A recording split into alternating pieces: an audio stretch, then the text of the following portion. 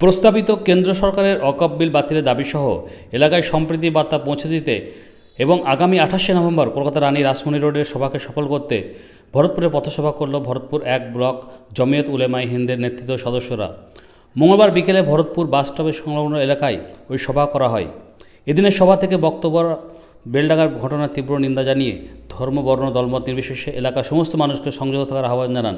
উপস্থিত ছিলেন ভরতপুর 1 ব্লক জমিয়ত উলেমায়ে হিন্দ তথা ইমাম সংগঠনের সম্পাদক খন্দকার মোহাম্মদ ইউসুফ, ভরতপুর 1 ব্লক জমিয়ত উলেমায়ে হিন্দের প্রাক্তন সম্পাদক হাজী শামসুল সহ এলাকার ইমাম ও অগণিত সাধারণ মানুষ। আজকের সমাবেশের মূল উদ্দেশ্য ভরতপুর 1 নম্বর ব্লক জমিয়ত উলামার পক্ষ থেকে আমরা পথসভা বা স্ট্রিট কর্নার হিসেবে আমরা উপস্থিত হয়েছি। সামনে 28শে নভেম্বর বৃহস্পতিবার বেলা 12টা থেকে 2টো পর্যন্ত কলকাতার রানী রাসমণি রোডে একটি সভা আছে।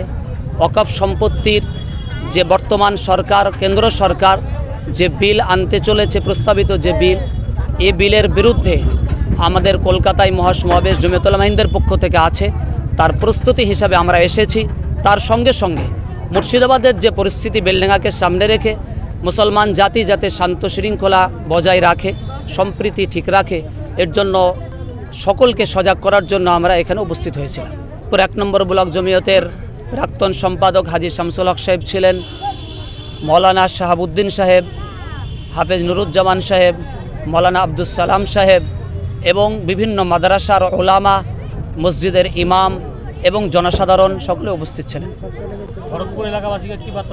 ভরতপুর এলাকাবাসীকে একটা কথাই বলতে চাই যে আমরা যেভাবে পূর্ব থেকে সুন্দরভাবে বসবাস করে আসছি হিন্দু মুসলমান সকলে মিলে, আমরা আগামী দিন যাতে এই সম্প্রীতি ভারতবর্ষবাসী বজায় রাখতে পারে তাদেরকে এই বার্তা আমি দিতে চাই। সকলে এই সমস্ত ভেদাভেদ ভুলে গিয়ে ঐক্যবদ্ধভাবে কিভাবে সুন্দর সমাজ গড়ে উঠবে, শান্তি শৃঙ্খলা বজায় থাকবে প্রত্যেকটি এলাকায়, এই বার্তাটাই আমি দিচ্ছি। সকলে আমরা যাতে শান্তি শৃঙ্খলা বজায় রাখতে পারি। বেলডাঙ্গা ঘটনাকে কেন্দ্র করে কি বলবেন সাধারণ মানুষ? বেলডাঙ্গার পরিস্থিতির ওপরে আমি একটা কথাই বলবো, দেখেন এইটা তো আমরা কোনোভাবেই মেনে নিতে পারি না। আল্লাহর নামে যে কটূক্তি হয়েছে, তারপরে আমাদের অন্তরে হাজার ব্যথা নিয়েও আমরা সবসময় ক্ষমা করেছি, আজও আমরা ক্ষমা করছি। কিন্তু আগামী দিনে যাতে এটা না হয় এর জন্য আমরা বিভিন্নভাবে আবেদন জানাচ্ছি, আপনাদের মাধ্যমে বিভিন্ন জায়গায় খবর আশা করছি যা, এর জন্য আমি আপনাদেরকে বলবো আপনারা বিভিন্ন আপনাদের মাধ্যমেই যাতে এরকম আর পরিবেশ পশ্চিমবাংলায় না তৈরি হয়। যেভাবে মার্ডার হয়ে যাচ্ছে, সে যে জাতিই হোক না কেন, যেভাবে একটা মানুষের জান চলে যাচ্ছে, কোনো মায়ের কোল খালি হয়ে যাচ্ছে, এরকম যাতে আর না হয় এর জন্য আমি সকলের প্রচেষ্টার মাধ্যমে মানুষকে এই বার্তা দিই। এবং এই পরিস্থিতির উপরে, বেলডাঙ্গার পরিস্থিতির উপরে আমি বলবো এখন আমরা সকলেই ভরতপুরবাসী চুপ থাকি, সবর ধৈর্য করি। আগামী দিন মুসলমান নেতৃত্বে যারা আছেন তারা যদি কোনো আমাদেরকে আদেশ দেন তখন আবার দ্বিতীয়বার আমরা ভাববো ইনশাআল্লাহ।